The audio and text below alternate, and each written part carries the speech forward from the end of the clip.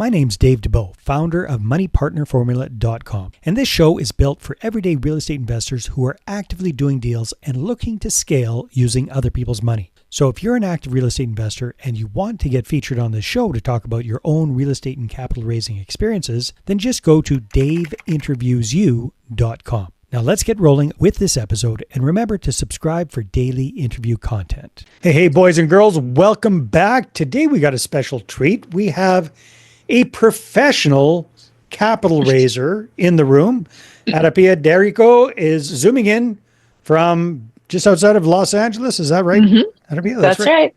And AdaPia has a lot of experience raising capital. More importantly, she's got a great track record. In fact, I think she's raised close to $500 million of capital herself. She comes from the hedge fund business originally, and these days she works with folks in the capital raising space to help them raise capital in a non-sleazy way. So, AdaPia, welcome to the show. Great to have you. Thanks for having me, Dave. It's so good to be here. All right. So give us a little snapshot of what you're working on these days. We're doing this interview mid-2025. It's been a bit of a bloodbath for a lot of people in the capital raising space, to say the least, over the last couple of years.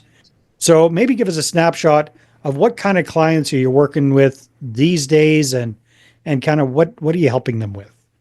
Yeah, I work with a variety of clients because I do fractional executive work. So I work with a lot of founders, startups, VC-backed, high-growth companies. So I'm working with founders raising capital, and then I'm also working with private equity entrepreneurs, real estate syndicators, alternative syndicators on their investor relations and capital raise functions. So sometimes if they're emerging brand new managers, I work with them on building it. I'm like a shortcut to all the mistakes they don't have to make with getting started. And then with ones that are at inflection points or pivot points, or something's not quite working, and I can come in and kind of diagnose what's going on and give some suggestions for straightening out where they're going. And my favorite thing is to find latent capital that people are sitting on and they don't know it. Ah, I like the sound of that. You've piqued my curiosity. Latent capital. Yeah. All right.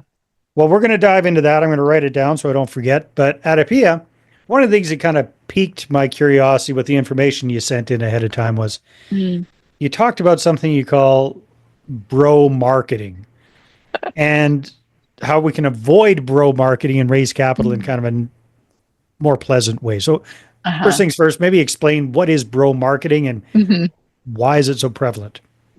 Yeah, and I think you use the word sleazy. So it's like that approach. It's like a little like over the top. It's a little too much of that cowboy. I'm so excited about this investment, and I have a very formal background.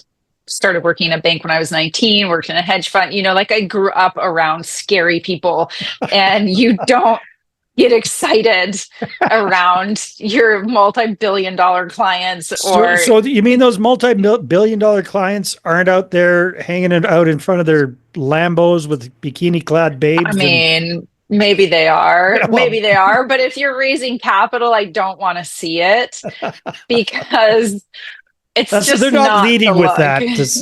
No. Okay. No, and they're like, that's the benefit, not the feature. And sometimes what I see is this excitement, which is also, I think, really cute and naive around, I'm so excited about this deal. And they genuinely are, but it's really tone deaf to how I believe an investment should be presented with. It doesn't have to be formal. I mean, you don't have to be formal suit and tie, all buttoned up, and but we're talking about investment capital, not a Lambo, right? Like that's not it. So sometimes I see this marketing that is overly enthusiastic and borders on being under the SEC's radar. And so it's a little scary sometimes. And I think that investors who don't know could get caught up in it, and then they feel scammed even if they weren't scammed. And so you can see how that can just go all kinds of wrong ways, because getting somebody overly excited about returns can just go very wrong. And as we've seen over the past few Yeah. years, and that, that flipped on us really quickly in 2021, everybody was jumping in. And then by mid 2022, late 2022, the party just stopped. Like somebody Yeah. pulled the rug out from under everyone. And we've been in a really difficult time to raise capital, and people are overly cautious. And so these swings in emotions and excitement that was almost promissory Yeah. is it kind of scares me. And so there's a different way to do it that walks that fine line between, yes, being excited and truly enthusiastic, and a lot of capital raisers having deep intentional purpose, and understanding what an investor wants and being able to be both professional and approachable. It is possible. Okay, well, let's talk about that. So Okay. professional and approachable. What are some, I mean, there's only so much we can unwrap in a 20-minute conversation, but Sure. what does that kind of look like? And what are some tips people can go away from this interview with Yeah. about being professional and approachable? Yeah. So for me, professional is I'm old school. It's, your grammar needs to be correct when you're putting things out. I still believe that you need to have good grammar and punctuation, and your writing needs to be clean. You need to present an investment as something that has weight and heft, because it does, and you're asking people for their hard-earned capital, Yeah. and that money is meant for something greater than just a return for them. So for me, the professional, it's all about how you start. Like I take it back to brand and your how you show up. Do you show up as somebody that appears trustworthy? Hmm. And those little things, like the way you look, the way your website looks, like it has to be well put together. It can't be all over the place, because it could make it look like you're all over the place, because I don't want your pro forma to be all over the place. I want to know that you do understand what you're doing. And so impression matters, presentation matters. And so to have a professional presentation, especially of your materials, especially of how you speak about a deal, and approachable means you're not using, old English. It means that you're speaking like a human being that has values, has a family, is is a normal person. Like, you don't have to pretend that you live in an ivory tower, but you do need to present your investments as though you could take it to that ivory tower. Oh, okay. Yeah. I'm kind of getting I'm picking up what you're laying down there, lady. Yep. Yeah, it's nuanced, right? Like, it's hard because everybody's different, and I would never want someone to say, well, I don't want to be not myself, right? And that's the approachable. Absolutely be yourself. And remember that when you're presenting an investment, it's an investment, and there's rules and regulations for a reason. Those are sound. They're sound reasons. I've had a couple of investments that were outright fraud. Everybody's probably had one or two where it was like fraud or borderline fraud. And there's reasons why certain rules exist, is to avoid that, Yeah, for sure. from happening, to avoid people from getting hurt. And so I think that there shouldn't be too much levity when it comes to investments. But like, you can go and hang out and do like cocktails and conversations events. Like, you can let people know who you are, and at the end of the day say, and I really know what I'm doing. And when you present that material, it's clean, it's concise, it's solid, it makes sense. No guerrilla math. Like, it's gotta be institutional level in terms of how you present your investment. And then how you present yourself is a mix of representing your investment, your company, and also representing your personality. That's that fine balance. So yeah, it's presenting the best version of yourself, right? And then Yeah, making sure that you cross the T's, dot the I's, don't be sloppy when you're presenting your yeah, opportunities. Yeah, that's okay, well, right. that makes a lot Yep. of sense. Okay, I didn't forget. You piqued my curiosity with latent capital. So a lot Yeah. of folks these days, I know when I'm working with syndicators and fund managers, It's all about new, fresh investors, new blood, Yep. new capital. Yeah. So I'm guessing latent capital.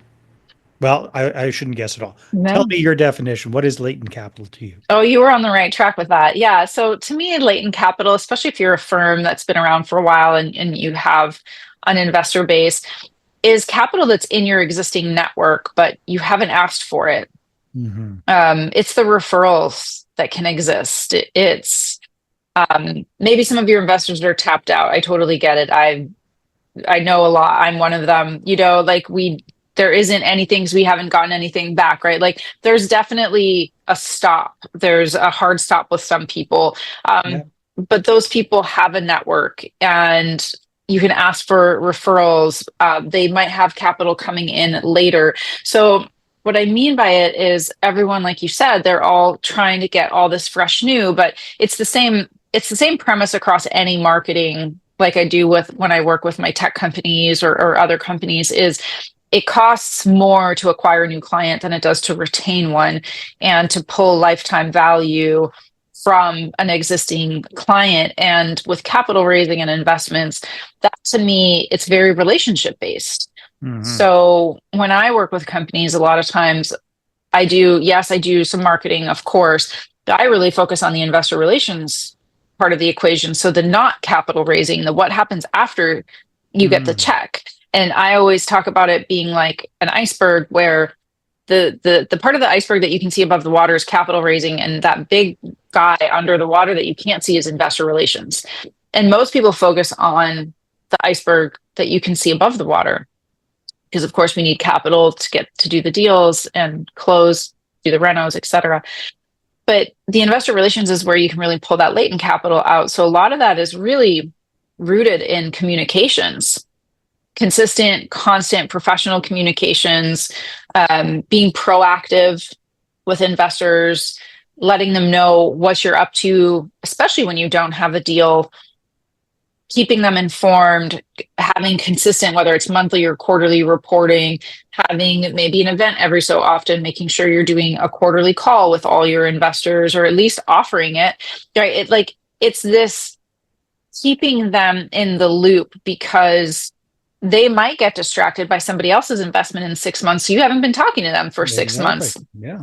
Right. And so there is this latent capital. And also, I think a lot of times we forget that we can go back to the well and ask for referrals. Truly, it's one of the simplest things that most of us forget because there's so much media, and every time you jump on a social channel, somebody's selling you a course to do more marketing. And this is Yeah. how I do LinkedIn, and this is how I do all these things. And but we forget that the people that we know, and I liken it to the thousand true fan model, the Kevin Kelly model. Like you take really, really good care of your truest fans, like your core, like your OGs, and you can use them as a basis for feedback, for referrals, for network effects, and just taking care of them and coming back to them and then building those similar relationships with those concentric circles as they go out, and they can be the source of your new leads, but only if you've maintained that relationship with them over Yeah. time. Most definitely.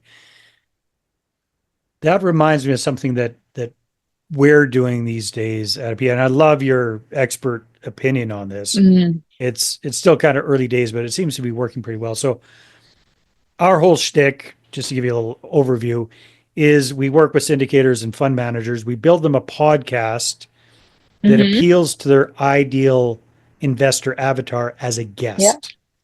Mm. And then we get them 4 or 5 of these accredited investor guests booked on their podcast every week.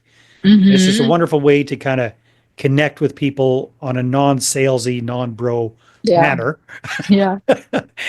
and start the relationship and then convert that interview into a discovery call and then eventually down the road into an investor. So that's Yeah. great, but that's a long tail kind of a process. Sure. You're starting a relationship from scratch. So what we've started doing, which I want your opinion on, is getting our clients to interview their existing investors the people that have already invested with them, especially if they're business owners or professionals that appreciate free publicity, free PR, that sort of thing. So what we do is we have them interview some of their existing investors, pull up the most recent deal that that person's done with them, or a good deal that they've done with them, ahead of the interview. Then they do the interview. The whole interview is about the investor. It's nothing to do with the syndicator. It's really all about the guest.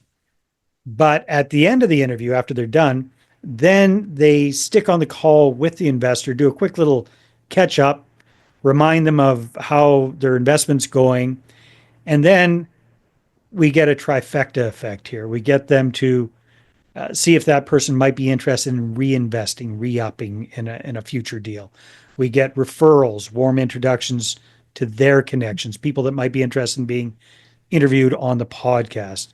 And then we get reviews, raving reviews. So we get video testimonials right there and then, because these interviews are done on Zoom, and get their permission to use them and get some really good sound bites from that. So kind of early days with that, but I'd love your thoughts on that process. What do Oh, you I think? like it. It's clever. It's very clever. I like it.